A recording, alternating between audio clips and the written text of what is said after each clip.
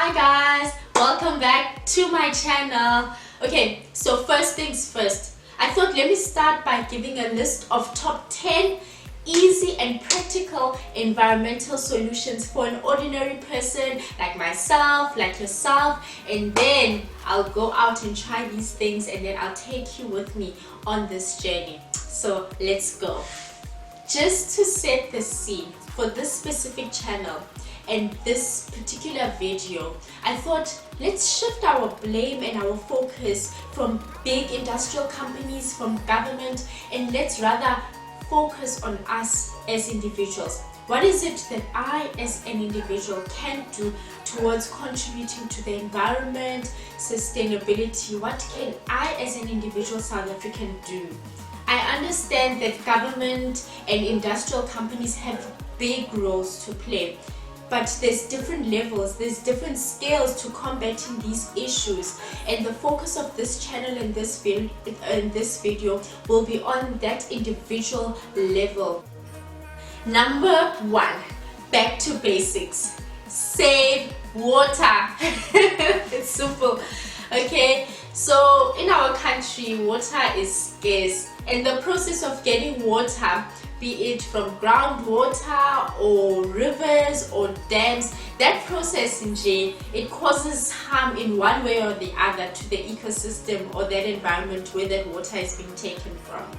But also the process of getting water and processing it and delivering it to our taps, our homes, that takes energy. That means it causes pollution.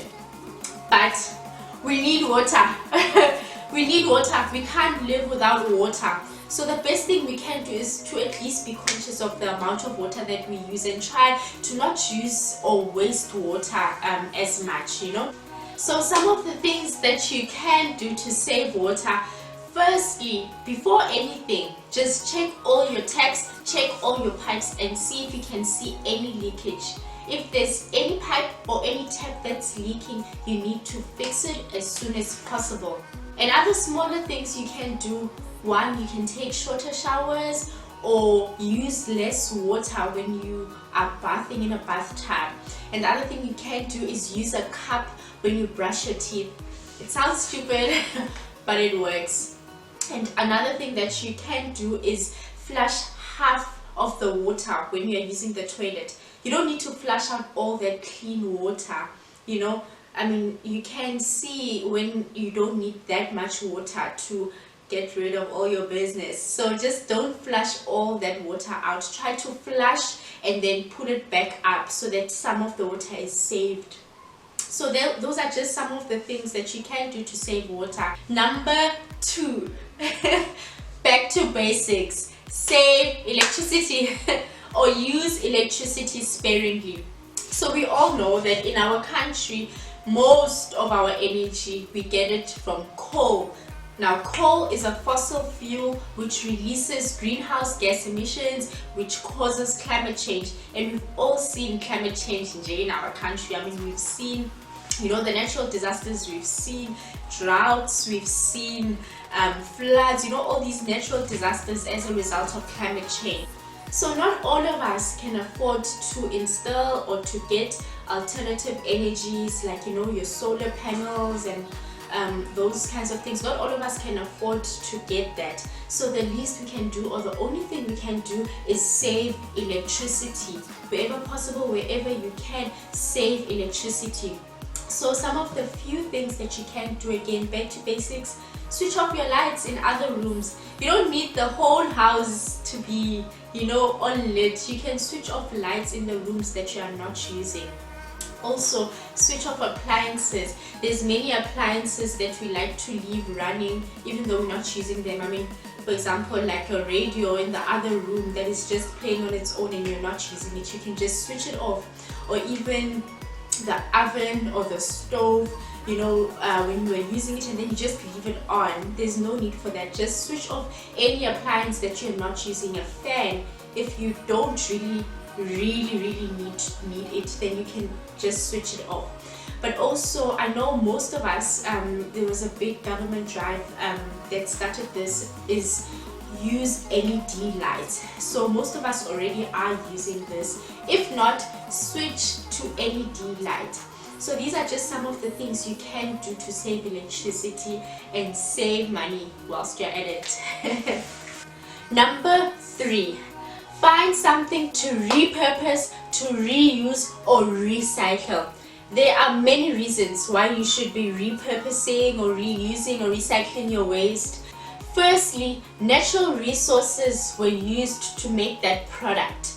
And obviously natural resources are taken from the environment. It takes energy to make these products, and that releases fossil fuels and greenhouse gas emissions, which we don't want. Secondly, waste products end up either somewhere in the environment or in a landfill site or in the ocean.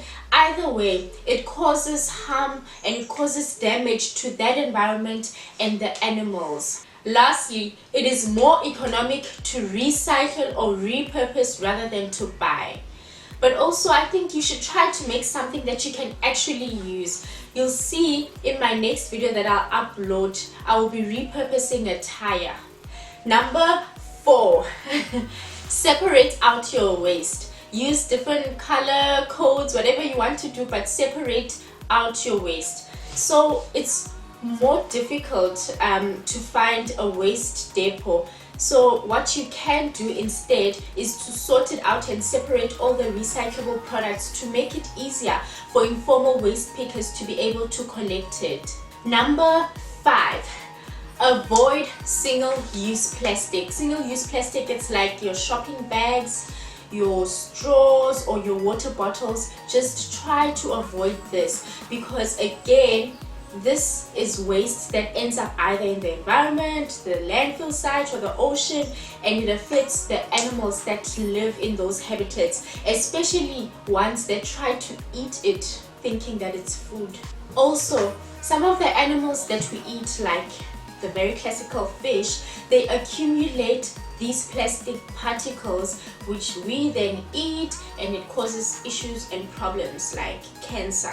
Some of the things that you can do: firstly, avoid plastic straw, okay? And if you absolutely have to use it, then get yourself a metal straw, okay? And if you can as well, try to get yourself reusable cutlery and crockery. When you are out and traveling and you want to buy takeaway, you can use that instead of using the plastic cutlery that they provide. The second thing that you can do is to use a reusable shopping bag, okay? Just put it in the car, put it in your handbag, wherever. Just always make sure that you have it with you, otherwise you will forget it. The last thing that you can do is to avoid bottled water.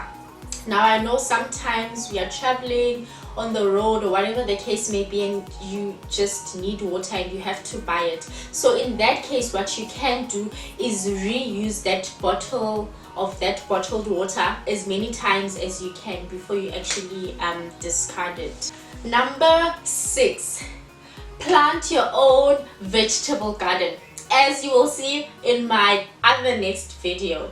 Transporting our fruits and vegetables to our local shops that we buy from, again, it burns fossil fuel. Secondly, planting your own vegetable garden, you probably will use little or no chemicals. You know, those pesticides and herbicides, those are actually harmful for the environment. And if you have your own vegetable garden, you'll probably use very little of them or none at all. Having your own vegetable garden reduces the amount of packaging that is needed to transport and to store your fruits and vegetables in the stores.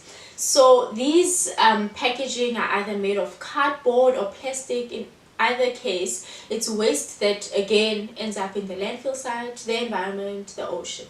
So just avoid it. And lastly, obviously, as you would know, there's a lot of health benefits to having your own vegetable garden, and economic benefits as well. Number 7, eat environmentally friendly food. Just as a rule of thumb, try to know, or at least try to find out, where the food you eat comes from.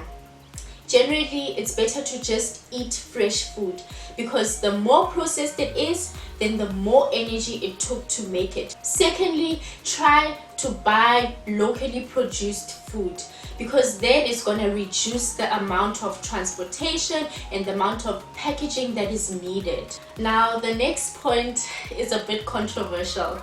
I mean, I was having a very big debate about this one with my husband as well.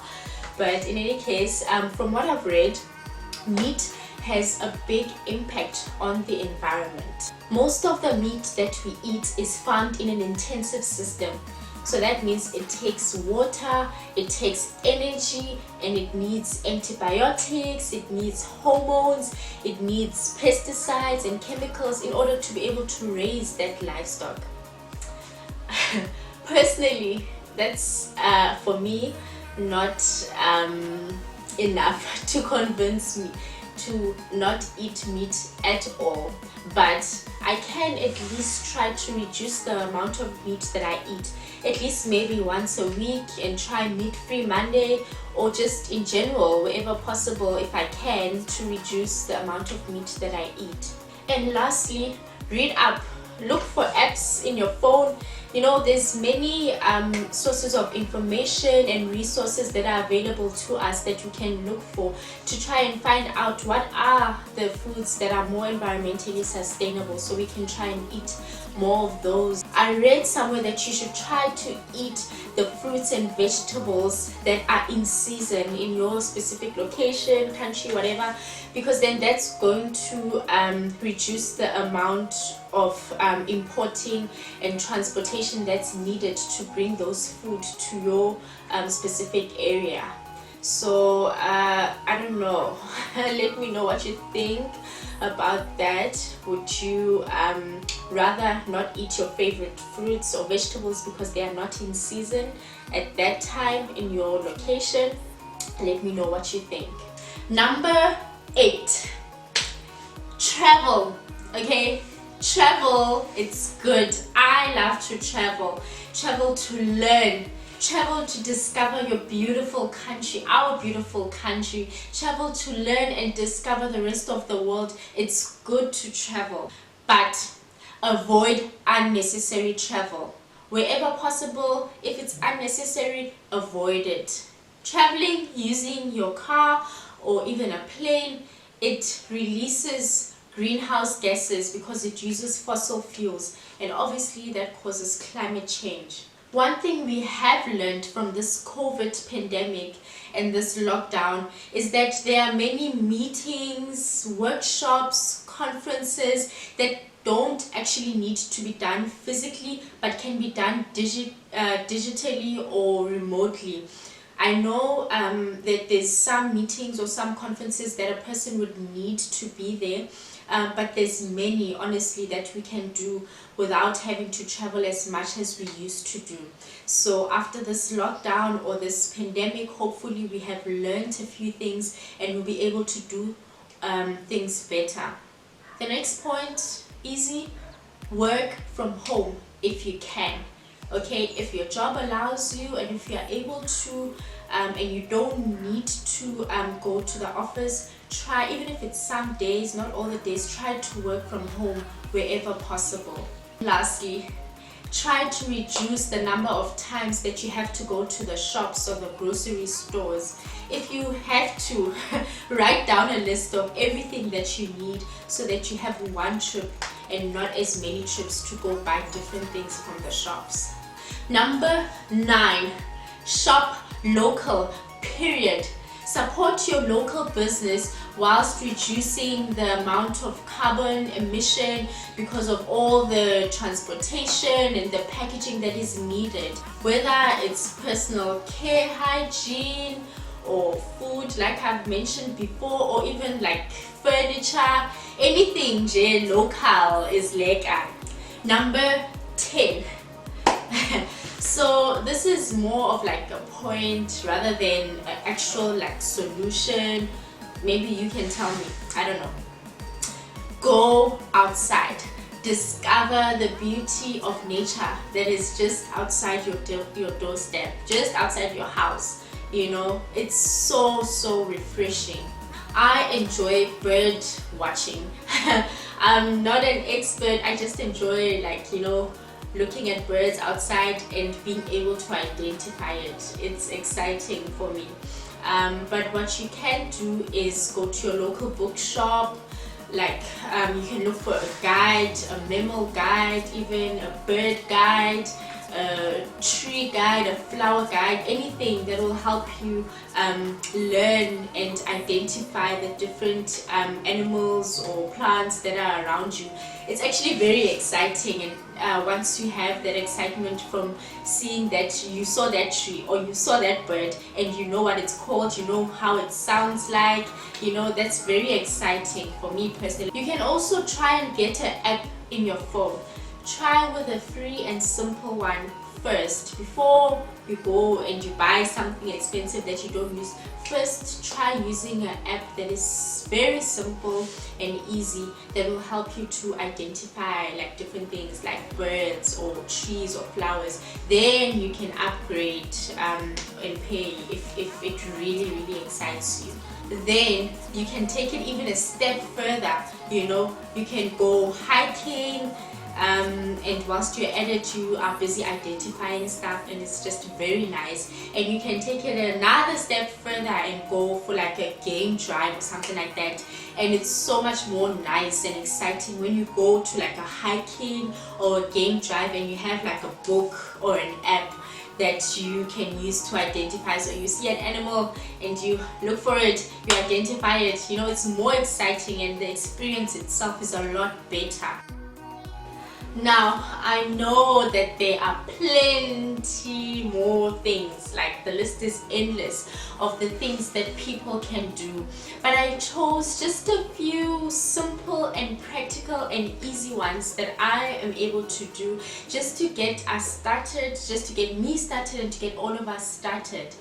And on that note, I'd like to quote an article that I found from BBC. It's called "What Can I Do About Climate Change?" It reads like this: social scientists have found that when one person makes a socially orientated decision, the other people do too. So it takes one person to make the decision and other people generally follow. Think about that. So now you know the drill, okay? Comment down below and let me know what you think. Let me know what you think about this list that I just gave you, and let me know, are there things that you would be able to try out in this list? Let me know what they are, and you know, let's take this journey together. And also do suggest, please suggest down in the comment section below other things that I didn't mention that you think are practical, that you'd like me to try out as well. Thank you so much for listening. I do hope that you enjoyed and hopefully you learned something. I'm hoping.